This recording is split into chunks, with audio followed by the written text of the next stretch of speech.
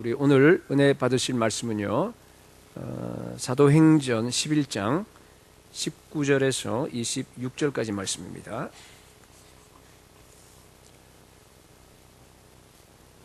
성경을 다 찾으시기 바랍니다. 자기 갖고 있는 성경을 꼭 찾으세요. 앞에만 보고 있으면 안 됩니다. 신약성경 207쪽입니다. 207쪽. 제가 19절 읽겠습니다. 여러분들 교독하도록 하겠습니다. 그때에 스데반의 일로 일어난 환란으로 말미암아 흩어진 자들이 베니게와 구브로와 안디옥까지 이르러 유대인에게만 말씀을 전하는데, 그 중에 구브로와 구르네 몇 사람이 안디옥에 이르러 헬라인에게도 말하여 주 예수를 전파하니, 주의 손이 그들과 함께 하심에 수많은 사람들이 믿고 주께 돌아오더라. 예루살렘 교회가 이 사람들의 소문을 듣고 바나바를 안디옥까지 보내니, 그가 이르러 하나님의 은혜를 보고 기뻐하여 모든 사람에게 굳건한 마음으로 주와 함께 머물러 있으라 권하니, 바나바는 착한 사람이요 성령과 믿음이 충만한 사람이라. 이에 큰 무리가 주께 더하여지더라. 바나바가 사울을 찾으러 다소에 가서 만남에 안디옥에 데리고 와서 둘이 교회에 1년간 모여 있어 큰 무리를 가르쳤고, 제자들이 안디옥에서 비로소 그리스도인이라 일컬음을 받게 되었더라. 아멘. 약간만 더 키워주세요. 교회 설립 8주년을 맞아서 우리가 지금 감사 예배를 드리고 있습니다. 정말 아무리 생각해봐도 우리 주님께서 직접 하셨습니다. 지난 8년 동안에 우리 교회를 이렇게 건강하게 주의 은혜 가운데 이렇게 키워주신 거, 정말 우리가 너무나 하나님께 감격하면서 이 자리에 앉은 줄로 압니다.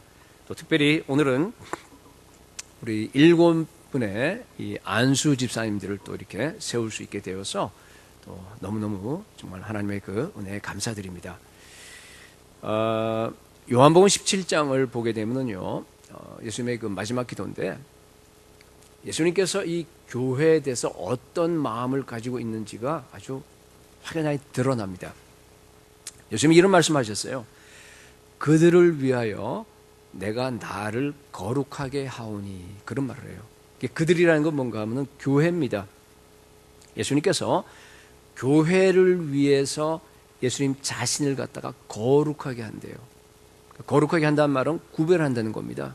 다시 말해서 예수님은요, 교회에 완전히 전념한다는 겁니다.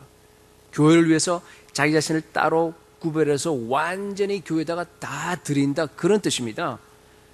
교회가 너무너무 귀중하기 때문에 예수님은 오직 교회만을 사랑하는 겁니다.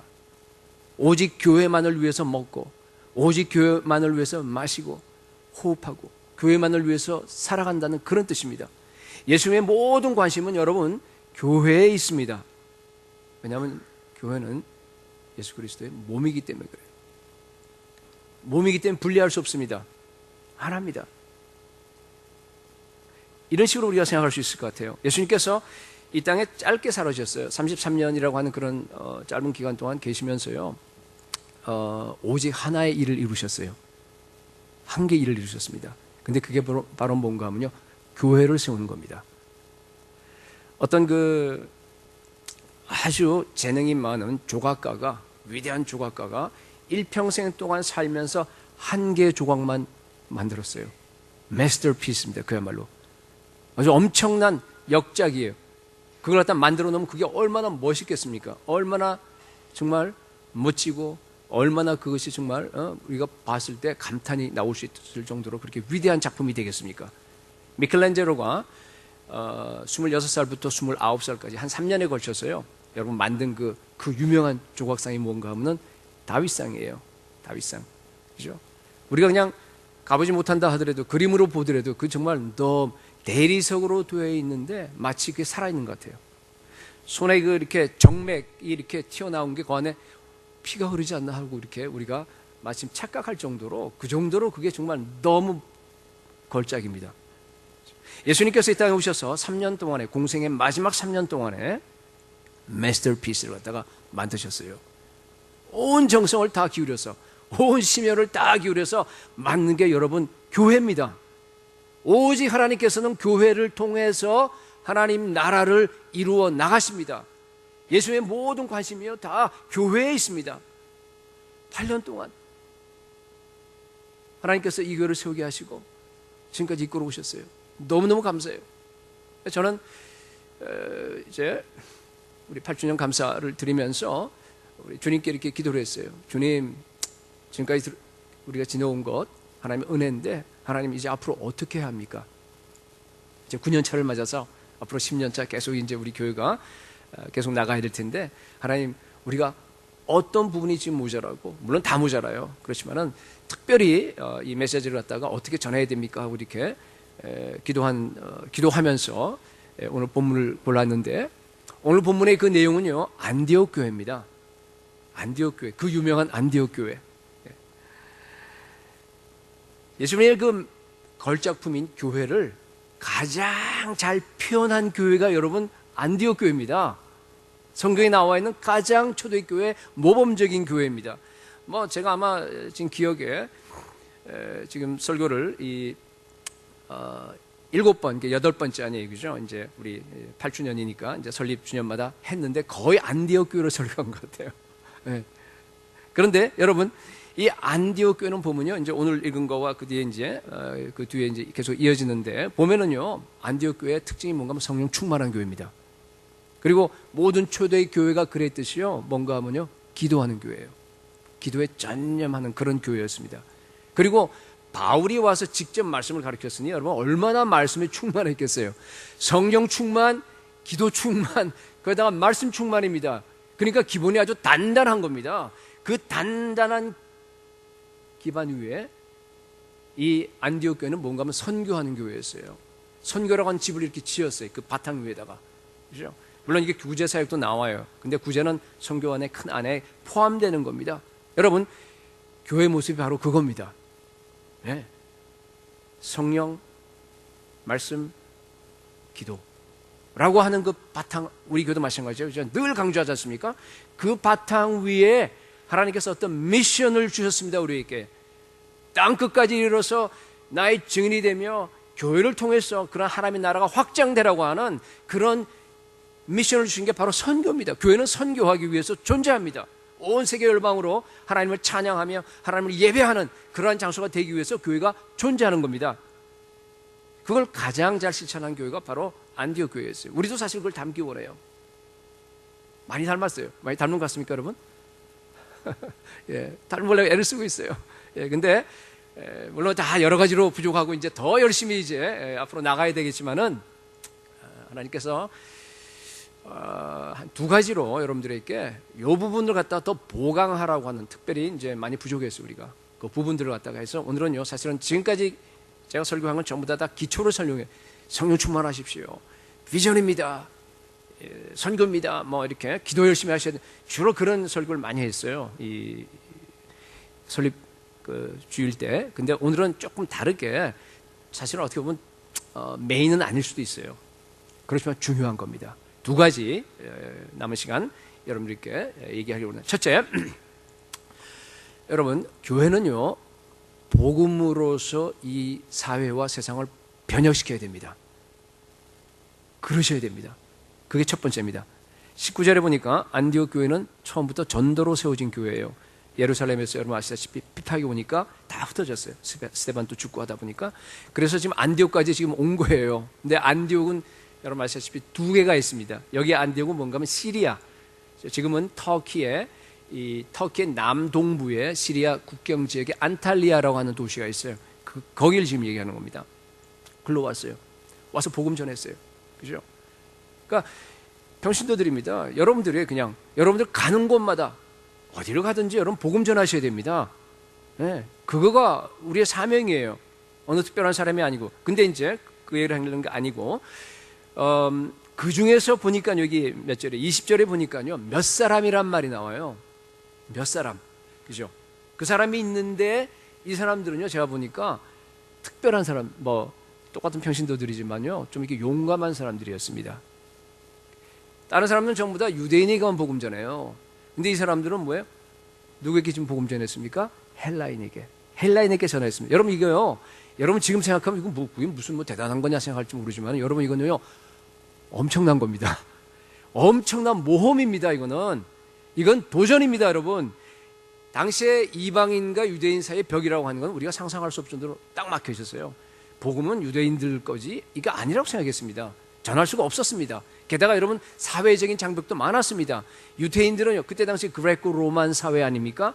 거기에서 뭐 헬라인이나 그다음에 로마인이나 이런 사람들은요 자기가 우월한 민족으로 생각했어요. 역사나 문화나 모든 것들이. 그리고 저 유대인들 저거는 이류 삼류 정도로. 그러니까 이류 삼류가 이들을 향해서 지금 복음을 전하는 거예요. 거기다가 십자가에 달려 죽인 예수 그리스도. 십자가 보통 로마 그 시민이라고 한다 그러면 아무리 사악한 죄라 하더라도 십자가인 청하 안 합니다. 그런데 거기에 달려 죽은 예수가 하나님이라고 지금 증거하는 그 자체만 하더라도 복음이 막힙니다. 근데요 이들은 담대하게 불가능해 보이는 그 장벽에 도전한 겁니다. 헬라인에게 복음을 전한 거예요. 그 결과 하나님께 축복하셨어요. 성경에 보니까 하나님의 손이 주의 손이 함께 하셨어요. 네.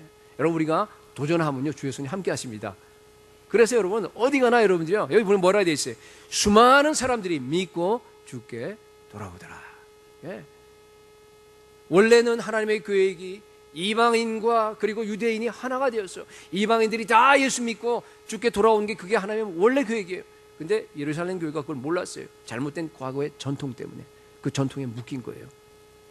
그래서 아무것도 못하고 이렇게 있는데 안디옥 교회가 와서 그걸 깨뜨려 버린 거예요. 그러고 나서 이방인들에게 복음을 전하니까 이 순간부터 시작해서 여러분 아시다시피 예루살렘 교회에서 초대 교회 그 중심 축이 어디로 이동됩니까? 안디옥 교회로 이동이 돼버려요. 그렇죠? 그런 놀라운 역사가 일어납니다. 여러분 믿음 생활은 도전입니다. 믿음 생활은 여러분 정말로 모험적인 그런 정신을 가지고 여러분들이 앞으로 나가셔야 됩니다. 어긋난 그런 전통들이 있으면요 여러분 과감하게 잘라버려야 돼요. 인간은 어쩔 수 없어요. 아무리 잘 믿는다고 하더라도요 결국 우리 한계 때문에 항상 나쁜 습관이 있어요. 항상 잘못된 전통이 있긴 마련입니다. 그렇기 때문에 여러분 성경 말씀과 비교해 봐서 정말로 그것이 맞지 않다 그러면요 과감하게 여러분들 잘라버리셔야 돼요. 벗어나셔야 됩니다. 그런데요 그게 바로 여러분 안에 있습니다. 여러분 안에 있는 잘못된 전통들, 여러분 안에 있는 그런 부분들을 갖다가 날마다 보면서 날마다 개혁하시기 바랍니다. 그게 바로 그렇죠? 사회를 바꾸기 위해서 먼저 내가 바뀌어져야 됩니다. 그렇죠? 자, 수많은 사람들이 이제 드디어 교회로 몰려들었어요. 거기 보니까 그렇죠? 많이 그냥 부흥했습니다. 그래서 예루살렘 교회가 누굴 보냈습니까? 누구 보냈어요? 바나바를 보냈어요. 그래서 바나바가 와서 사역을 했어요. 그랬더니만은 그 사역이 너무너무 좋았어요. 이제 좀 이따 두 번째로 얘기하려고 그러는데 우선 너무 목회를 잘했어요. 교회가 뭐라고 됐냐면 24절에 큰 무리가 주께 더하여지더라 그랬습니다. 큰 교회로 성장했어요. 그래서 이제 자기가 혼자서 안 되겠으니까 바울을 불러왔습니다. 그래서 같이 둘이서 1년 동안 가르쳤습니다. 1년 동안 가르치고 나니까 그 교회 사람들이 비로소 몇 절입니까? 26절에 보니까 제자들이 안디옥에서 비로소 그리스도인이라 일컬음을 받게 되었더라. 그러니까 그리스도인이라고 하는 그런 칭호를 얻은 겁니다. 그리스도인, 크리스천. 그것은 뭐 무슨 뜻인가 하면은 이 사람들은 그리스도께 속한 사람들이다 그런 뜻이에요. 좀 더 얘기하게 되면은 저 친구들은 예수 그리스도께 완전히 푹 빠져버린 친구들이야. 거기에 완전히 미쳐서 정말로 이상한 종족들이야. 그런 의미입니다. 거기에 비아냥거림이 들어가 있습니다. 그러나 동시에 자기들은 못하는 것 같다 이 친구들은 한다는 얘기예요.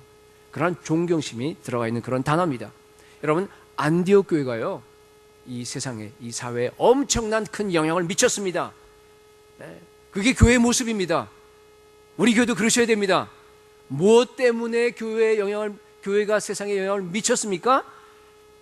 우리 초대교회 다 알듯이 모든 성도들이 교회에 있는 모든 성도들이요 다 복음에 합당한 삶을 살으셨습니다. 우리 사도행전 4장에 잘 나와 있듯이요 믿는 무리가 한 마음 한 뜻이 되어서 믿는 무리 전체 성도를 얘기하는 거예요. 물건을 서로 통용했습니다. 자기 재물을 자기 거라고 하는 이가 한 사람도 없었습니다. 그리고 어떻게 했어요? 거기 보면은 정말 참 눈이 이렇게 팍 떠 있는 그 단어가 그 다음에 나오는데 뭔가 하면요 가난한 그 중에 가난한 사람이 없었더라. 그렇게 됐어요. 여러분, 옛날엔 다 가난했어요. 일부만 부자였습니다. 대부분 사람들은 다 가난했어요, 여러분. 그렇잖아요. 그런데 그 교회 안에 가난한 사람이 없었답니다. 여러분, 이거 엄청난 일입니다. 초대교회는 사회적인 그 가난에 대해서도 그 문제를 못 본 척하고 넘어가지 아니하고 그 문제에 상당한 부분들을 갖다가 해결하려고 애썼습니다. 가난한 자들에게 책임을 갖다가 교회가 감당한 겁니다. 안디옥 교회도 예외가 아니었을 겁니다. 그렇죠? 네? 물론 가난이라고 하는 문제는 도저히 그건 아무도 못 건드려요. 나라도 못 하는데. 근데 어떻게 교회가 할 수 있습니까? 그건 불가능해요. 다른 사람들께, 교회 밖에 있는 사람들께 물론 구제를 했을 겁니다. 당연히. 그러나 최소한 교회 안에 있는 사람들에게는요, 가난한 사람들이 한 사람도 없었습니다. 그 모습을 보니까요, 이 사회가 완전히 충격을 받은 겁니다. 그 모습을 보고. 여러분, 당시 안디옥이라 그러면 어떤 인상을 갖고 있는지 모르겠는데요. 이게 엄청난 큰 도시예요. 이 전 세계에서, 당시가 뭐 세계가 거기였으니까 세 번째로 큰 도시입니다. 가장 큰 도시가 로마, 두 번째가 뭐예요? 그 북아프리카에 있는 알렉산드리아, 그 다음에 세 번째가 여기에요. 안티옥입니다. 인구 50만, 지금의 별거 아니지만 그때 굉장했습니다.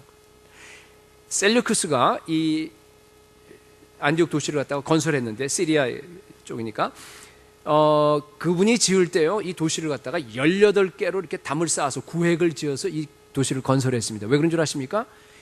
인종들이, 다 인종들이 살았기 때문에 그래요. 로마인, 헬라인, 유대인, 아시아인들도 있었어요. 그리고 또 같은 인종이라 하더라도 이제 다르잖아요. 거기다가 또 이렇게 뭐 여러 하여튼 뭐 이 북아프리카 같으면 그 아랍이에요. 지금 얼굴이 까만 그런 사람들이 다 모여 살았습니다. 그러니까 이게 외부에서 어떤 침범을 했을 때를 위해서가 아니라, 그거보다는 더 중요한 목적이 뭔가 하면 내부 안에서 이렇게 분쟁을 막기 위해서 다 담을 쌓아버린 겁니다. 시장에서 이렇게 만약에 같이 있다가 인종끼리 뭐 사소한 말다툼이 벌어지게 되면은 인종 싸움으로, 전쟁으로 번지지 않습니까?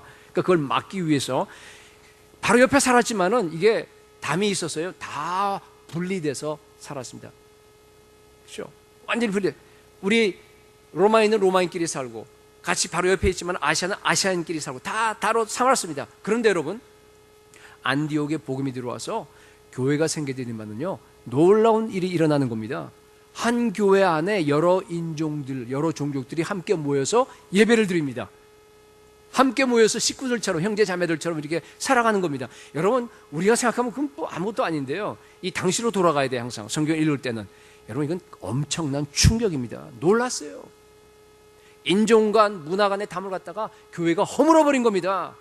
전에는 각 인종들이 자기 신이 있었어요. 로마는 로마 신이 있고, 무슨 뭐 다 각각 다 다른 신들을 갖다 다 종족별로 다 갖고 있었습니다. 그런데 갑자기 교회가 생기더니만은 한 교회 안에서 한 하나님을 섬기는 거예요. 한 예수 그리스도를 갖다 섬기는 겁니다. 같이 찬양합니다. 같이 기도합니다. 그런 모습을 보고요, 이건 뭐 도저히 제가 상상할 수 없는 일이 일어난 겁니다. 그래서요, 교회가 완전히 사회를 갖다가 바꿔버린 겁니다. 복음이 사회를 변혁시킨 겁니다. 이들이 보고 놀라서요, 들어가 봤어요. 야, 이게 도대체 뭐지 하고 이렇게 자세히 교회를 갖다가 관찰해 봤습니다. 자세히 보니까 와, 이들의 삶의 방식은 완전히 달라요. 자기들하고 완전히 달라요. 이들은요, 완전히 거룩하게 삽니다. 비도조천 일을 하면 전혀 하지 않습니다. 그리고 아까 얘기했듯이 가난한 사람들과도 자기 재산을 막 나눕니다. 구제합니다. 그죠? 정말 다른 인종에도 줍니다. 자기 인종만이 아니라. 상상할 수 없는 거예요. 다른 사람을 갖다가 섬기기 위해서 살아가는 모습을 봅니다. 그리고 자기들은 이 땅에 있는 것이 전부 다인데, 이 사람들은요, 정말 하늘나라 소망을 바라보면서 살아가는 것을 갖다가 보게 되는 거예요. 이야, 이게 도대체 뭔가 장애들하고는 전혀 다르다고 하는 것을 갖다가 인식하고 이름을 붙여준 것이 바로 그리스도인입니다. 여러분, 복음의 능력은 사회적인 관계까지 영향을 미쳐서 바꿔버립니다. 예, 사회적인, 교회 안에서뿐만 아니고 정말로 여러분들 복음으로 충만한 사람들은요, 사회 속으로 파고들어와요. 세상 속으로 향해서 나아갑니다. 안디옥 교회는, 우리 교회니까 영적인 문제만, 여러분 구원의 문제만 내가 다루겠습니다. 다른 문제는 여러분 알아서 하십시오. 그랬어요? 아니에요. 하나님의 나라는 이게 온 지구를 다 덮어야 됩니다. 여러분께 임한 그 복음이요, 여러분 안에 있으면 안 됩니다. 온 사회로 나가야 합니다. 예. 하나님 나라를 갖다가 교회 안에만 실현하는 것이 아니에요. 온 지구상에 이 주변에 리버모어와 이 트라이밸리와 이 모든 트레이시와 그 모든 우리 있는 그 지역과 그리고 온 세계 열방까지 여러분들이요, 여러분 안에 있는 그 불이요 타올라서 확산되어야만 합니다. 그게 교회입니다. 예? 성령 충만하면 그렇게 돼 있어요. 성령 충만하면요, 이게 밖으로 나가게 돼 있어요.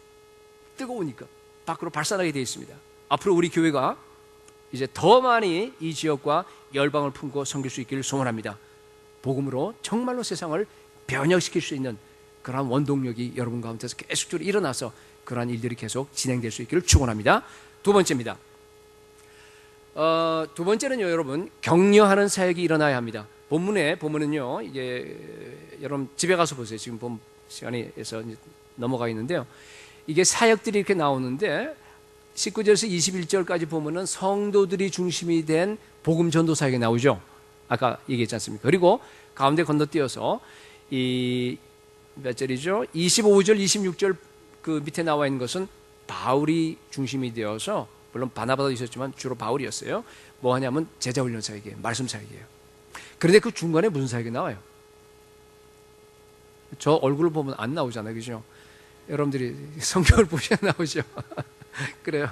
하여튼 좋습니다. 근데 그 안에 사역이 뭔가 하면요, 잘 보세요. 22절에서 24절 보면요, 제가 이제 그걸 설교하려고 그래요. 이제 두 번째는 바나바가 중심이 된, 이걸 이름을 뭐라고 붙일까요? 격려하는 사역이에요. 격려하는 사역. 보세요. 23절에 보니까 바나바가 모든 사람에게 굳건한 마음으로 주와 함께 머물러 있으라 뭐 했다고요? 권하니 그랬어요. 권하니란 말이 굉장히 중요한 단어입니다. 파라칼레오라고 하는 그 동사를 썼는데, 파라 하게 되면 뭔가 하면요, 권한, 바로 옆에란 뜻이에요. 그죠? 함께란 뜻입니다. 파라 하면 그런 뜻이고, 칼레오 하면 뭔가 하면요, 이게요, 부르다라는 뜻입니다. 그러니까 바로 옆에서 같은 마음이 돼서 친근하게, 그죠? 심퍼티를 가지고 상대방에게 권하고 격려하는 것을 말합니다. 그래서 그냥 옛날에 권위라는 말도 써요. 권하고 위로한다 그래서 권위 사역, 그런데 권위하고 이렇게 혼돈이 될 것 같아서 그냥 격려로 하겠습니다. Ministry of Encouragement. 그죠? 격려하는 사역, 여러분께 말씀드려요. 여러분, 격려하는 게 너무 중요해요. 격려한다는 얘기는 바로 뭔가 하면요, 진리와 사랑이 함께 간다, 그런 뜻이에요. 예. 차가운 진리가, 냉철한 진리가, 날카로운 진리가 뜨거운 사랑과 함께 결합이 돼서 내 입을 통해서 나타나는 거예요. 사람에게 전달되는 겁니다. 명확하게 진리를 얘기하긴 하는데 상대방의 마음을 이해하고 동정심을 가지고 사랑하는 마음을 가지고 격려하는 겁니다. 여러분, 얼마나 멋있어요. 그죠? 예수님이 그런 사람이었어요. 예수님이 그 Ministry of Encouragement의 이 모든 모범을 우리에게 보여주셨어요. 예수님은 진리와 사랑이 같이 있었어요. 사람들은 참 이게 균형 잡기 힘들어요. 두 가지가 이게 균형 잡기가 어렵습니다, 사실은. 그죠? 그죠? 예수님은 현장에서 가늠한 그 여인을 향해서 어떻게 해요? 품어줬어요. 용서했어요. 그러면서 동시에 용서만 한 거 아닙니다. 뭐래요? 다시는 죄를 범하지 말라. 네, 아직 모르니까 그 사람. 그렇지만은 자기로 충만한, 다 알면서 바리새인과 같은 그런 사람에게 막 독소를 퍼붓어요. 진리로, 날카로운 진리로, 냉철한 진리로 완전히 부셔버렸어요. 이게 두 개가 공존하는 겁니다. 아마 보니까 바나바가 이 성품을 많이 닮았어요. 그죠? 24절 보니까 바나바는 착한 사람이에요. 착한 사람이 돼야 돼요. 착해야 돼요. 그래서 보니까 성령과 믿음이 충만한 사람이라 그렇게 되어 있습니다. 안디옥 교회요, 아까 얘기했지만 복음전도 사역, 선교 사역, 구제 사역, 제자 훈련 사역 많았습니다. 다 있어야 합니다. 그런데 여러분 잘 보세요. 이러한 모든 사역들이 활발하게 일어났던 이유가 바로 뭔가 하면은 바로 격려하는 사역이 있었기 때문이에요. 격려하는 사역. 네. 바나바의 격려 사역에 들어가니까 교회가 확 달라져 버린 거예요. 어떻게 달라졌어요? 큰 무리가 죽게 더하더라. 교회가 성장했습니다. 여러분, 이제 앞으로 우리 교회의 가장 중요한 사역 중에 하나가 뭔가 하면 격려 사역입니다. 격려 사역입니다. 여러분, 우리 교회 교인들 한 사람 한 사람이 다 성장해야 됩니다. 제가 목회를 해보니까요, 안디옥 교회와 같은 그런 풍토, 그런 토양이 있으면요, 교인들이 빨리 쑥쑥쑥쑥 자랍니다. 여러분, 우리 교회 목표는 정말 주님이 원하시는 그 사역이 다 이루어지는 거예요. 아까 제가 그 집 얘기했잖아요. 기초에다가 쌓아 올리는 거. 그렇잖아요. 선교 사역을 갖다가 제대로 감당해야 합니다. 미션을 우리가 수행해야 합니다. 9년 차부터 더 많이 활발하게 움직여져야 합니다. 여러분, 그러기 위해서는 먼저 여러분들이 성장하셔야 돼요. 성장하셔야 됩니다. 교회에 바나바 같은 사람이 많이 있으면 빨리 성장합니다. 네. 바나바는 사랑과 진리가 균형이 잡힌 사람이에요. 제가 보니까 성장하는데 너무 시간이 오래 걸려요. 많이 걸리는 것 같아요. 그러다 보니까 우리가 범할 수 있는 오류가 빨리 자꾸만 충고를 해서 이걸 키우려고 하는데 그게 아닌 것 같아요. 그렇죠? 진리와 사랑이 이게 같이 가야 되는데 속도와 강도가 잘 맞아야 돼요. 참 어렵습니다. 그렇죠? 너무 빨리 진리를 갖다가 말하게 되면요, 사람들이 부담을 느끼고 도망가더라고요. 네. 그렇죠? 그러니까 자기 마음을 닫아버리면 그럼 부담부터 아무리 진리를 얘기해도 그럼 어떡합니까? 성장하지는 않는데. 여러분, 누구나 다 교회를 나온 사람들은 진리가 좋다는 거 아니까 나왔어요. 그런데 막상 그 강하고 너무 자기가 감당하기 힘든 진리가 자기 마음속에 부딪혀 온다 그러면요, 자기가 감당할 수 없으니까 피해버립니다. 네. 왜냐하면 자기가 불안정하게 느끼기 때문에. 자기가 불안정해요. 예수 믿고 나서 사실은 예수 그리스도 안에서 정체성을 바로 깨닫게 되면 여러분 안정됩니다. 근데 그 정체성을 깨닫는 게 쉬워요? 쉬워야 되는데 시간이 걸리더라고 보니까. 물론 대부분 우리 교인들은 다 정체성을 깨달은 분이긴 하지만은 그래도 시간이 걸립니다. 그때까지가 문제예요. 그때까지 자기 방어합니다. 예. 너무 강한 진리가 오니까 불안해서 피해버리는 거예요. 자기 합리화시켜서 자기 영역을 쌓고 자기의 경계선을 걷고 그 안에서 절대 안 나옵니다. 무슨 말을 하더라도. 여러분, 그렇기 때문에 그런 사람들을 갖다가 우리가 끝까지 사랑하고 끝까지 받아들이고 끝까지 여러분 인내하시기 바랍니다. 예. 우리 목자들 특히 여러분 조급하면 안 됩니다. 끝까지 여러분, 이분들 어느 날 순간 믿음만 탁 자라게 되면요 확 달라져 버려요. 완전히 바뀝니다. 우리 늘 목격하잖아요. 우리 교회에서 지금 다 그런 일이 일어나지 않습니까? 예. 물론 자라기까지가 문제지만요, 그때까지 빨리 충고하지 마세요. 예. 그냥 기다리세요. 무조건 사랑하고 무조건 품어주고 무조건 이해하고 무조건 인내하고 무조건 받아주고 기도해주고 격려하고, 이게 바로 encouragement예요. 그런 사역을 하자는 얘기입니다. 정말로 그분이 택한 하나님의 자녀라고 한다 그러면요, 저는 믿어요. 항상 반드시 하나님께서 건드리실 거예요. 터치하실 겁니다. 무슨 일을 돌아옵니다. 여러분 믿고요, 끝까지 격려를 하는 저가 여러분이 될 수 있기를 소원합니다. 목사님, 저는요 성품이 바나바를 닮지 않았어요. 좀 힘들겠는데요. 혹시 여러분들 중에서 그런 분이 있을까 얘기하는데요, 물론 바나바는 원래 성품이 괜찮은 사람이에요. 좀 좋은 사람이에요. 저처럼 그렇게 나쁘지 않아요. 좋은 사람이에요. 그런데 여러분, 격려하는 사역은요 그런 성품만 하는 거 아닙니다. 엄밀히 말하면요 이게 별거 아니에요. 좋다 나쁘다 그거 별거 아니에요. 엄밀히 말하면 바나바와 같은 성품은 없어요. 우리 인간은 다 타락했어요. 그렇기 때문에요, 밖에서 그렇게 부드럽게 사람을 용납하면요 집에 와서는 또 달라요.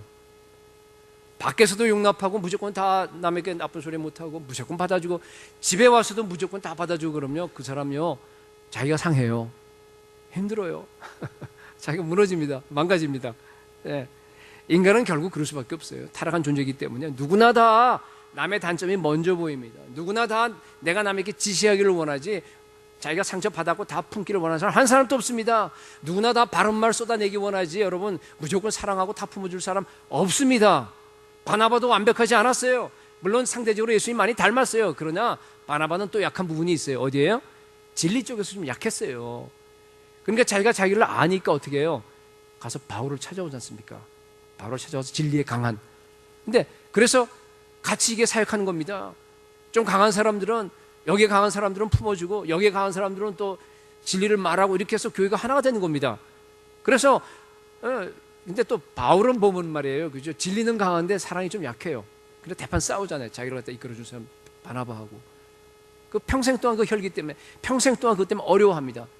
물론 뭐 나중에 이제 늙어서는 예수님 더 닮겠지만은 그래도 힘들어요. 예. 예수님 빼고요 모든 사람이 다 똑같습니다. 차이가 별거 아닙니다. 여러분, 그렇기 때문에 여러분 격려 사회라고 하는 것은 모든 사람에게 다 해당되는 것이고, 격려 사회라고 하는 것은 자기 성품으로 하는 것이 아닙니다. 뭘로 하는 겁니까? 바나바도 물론 성품이 그랬지만 아까 24절에 뭐라 그랬어요? 성령과 믿음이 충만하더라. 여러분, 성령 사역이에요. 성령으로 하는 겁니다. 그래서 여러분, 내 성품하고 맞지 않기 때문에 나는 오늘 목사님이 얘기한 그런 격려 사역을 저는 못하겠습니다. 이건 뭐 리더들에게만 해당되는 거 아니에요. 여러분, 한 사람은 다 똑같습니다. 여러분, 그런 사람이 한 사람도 없기 바랍니다. 예? 이제 앞으로 우리 교회가 더 사역을 활발하게 잘 전개해 나가야 돼요. 선교를 갖다 더 많이 해야 됩니다. 북한의 구제도 우리가 더 많이 해야 됩니다. 여러분, 그러기 위해서 굉장히 중요한 것이 뭔가 하면은 이러한 격려 사역은요, 이게 별도로 분리된 사역이 아니에요. 선교, 무슨 뭐 제자훈련, 격려 사역, 그게 아닙니다, 여러분.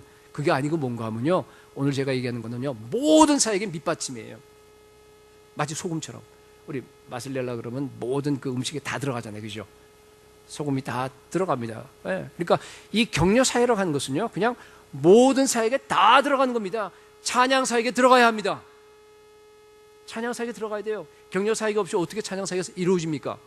선교 사역에 들어가야 합니다. 사역뿐 아니에요. 여러분의 모든 대화 속에 들어가기 바랍니다. 여러분의 모든 이 안에서, 목장에서, 그리고 모든 사람들의 관계 속에 들어가야 합니다. 여러분 표정에도 들어가야 돼요. 여러분 태도에도 들어가야 합니다. 네. 여러분의 얼굴에, 여러분 교회 모든 분야, 모든 활동, 모든 사람 간의 관계, 모든 거 안에 여러분 이 격려 사역이 넘치기 바랍니다. 그래서 우리 교회가 정말 사랑으로 감싸고 격려하고 끌어주고 이해해주고 정말 그러는 가운데서 사람들이 자라나고, 그래서 그 자란 사람들이 정말 주님이 원하시는 그 선교 사역과 그 모든 것들을 이루는 그런 교회가 될 수 있기를 축복합니다. 여러분, 그런데요, 아무도 여기에 전문가가 없습니다. 다 부족해요. 다 부족. 좀 나은 사람이 있고 다 부족합니다. 어떻게 하면 되죠?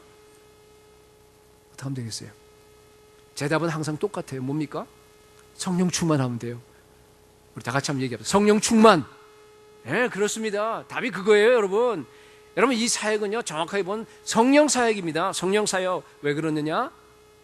요한복음 14장에 보게 되면은 예수님께서 나는 떠나지만 내가 또 다른 보혜사를 너에게 보내주겠다 그러죠. 또 다른 보혜사가 누굽니까? 성령이에요. 보혜사라고 하는 헬러 말이 뭔가 파라클레토스예요. 파라클레토스인데 그게 뭔가 하면 아까 비슷하죠? 그렇죠? 아까 파라칼레오는 동사형이고 파라클레토스는 뭔가 명사형이에요. 성령님은 격려하시는 분입니다. 성령님이 우리의 보혜사입니다. 우리의 첫 번째 보혜사는 예수 그리스도고, 우리 요한일서에는 2장에는 대언자라고 되어 있는데 그게 파라클레토스예요. 그 다음에 두 번째 보혜사가 바로 성령님입니다. 성령은 여러분 예수 그리스도를 변호하시고 예수 그리스도를 우리에게 나타내신 분입니다. 그런데 왜 우리의 보혜사가 되십니까? 왜냐하면 우리 안에서 하시기 때문에 그래요. 우리를 위해서 하시기 때문에 그렇습니다. 성령께서 우리 오셔서 우리가 때로는 낭망해요. 때로는 막 의심합니다. 그럴 때 우리에게 와서 야, 너 예수 그리스도를 봐. 예수 그리스도 어떤 분이야? 그분이 너를 위해서 행한 그 위대한 구원이 너 뭔 줄 알아? 이런 거야 하면서 우리에게 막 그냥 생각나게 해주십니다. 예수님이 너를 사랑하잖아. 예수님이 너를 갖다가 언제나 보살피고 있잖아. 보호하잖아. 주님과 함께 있는데 너 왜 그렇게 염려하니? 너는 하나님의 아들이야. 너는 하나님의 상속자야. 너는 정말 만물이 그리스도 안에서 다 너 거야. 근데 왜 이렇게 욕심을 내? 왜 그렇게 불안하게 생각해? 미래에 대해서. 그러지 말어. 힘을 내. 믿어. 하면서 계속적으로 성령께서요, 내 안에서 예수 그리스도를 변호해 주십니다. 그걸 통해서 나에게 힘을 주시는 거예요. 나를 갖다가 예수 그리스도를 갖다 바라보게 해요. 예수 그리스도, 그분, 그 충만한 분, 예수 그리스도, 그 예수 그리스도 한 분이면 난 정말 되지 하면서 정말 언제나 감격 속에서 살게 우리 안에서 보혜사 파라클레토스, 바로 옆에서, 바로 곁에서 우리 편이 되어서 우리로 하여금 그렇게 나갈 수 있도록 계속적으로 격려하는 겁니다. 여러분, 먼저 성령 충만하시기 바랍니다. 여러분이 성령 충만하셔야지만이 다른 사람을 갖다가 격려할 수 있어요. 격려는 성령의 사역입니다. 교회는요, 예수 그리스도의 걸작품입니다. 예수님께서 이 걸작품 속에 어떤 모양이 들어가고 어떤 사역이 들어가고 어떤 관계에 들어갈지를 갖다가 다 말씀하신 것이 안디옥 교회입니다. 보여주셨어요. 앞으로 우리 교회가 더 안디옥 교회를 닮을 수 있기를 소원합니다. 더 기도에 힘쓰고 더 성령 충만해서 정말 복음으로서 세상을 변화시키는 그런 앞으로 1년이 될 수 있기를 소원합니다. 그리고 정말로 성령의 그 격려하는 사역이 온 교회 모든 성도들에게 다 퍼져서 초대교회와 같이 우리 교회 또한 두 번째 비전처럼 정말 우리 교회가 아름다운 사랑의 그런 공동체가 될 수 있기를 예수 그리스도의 이름으로 축복합니다.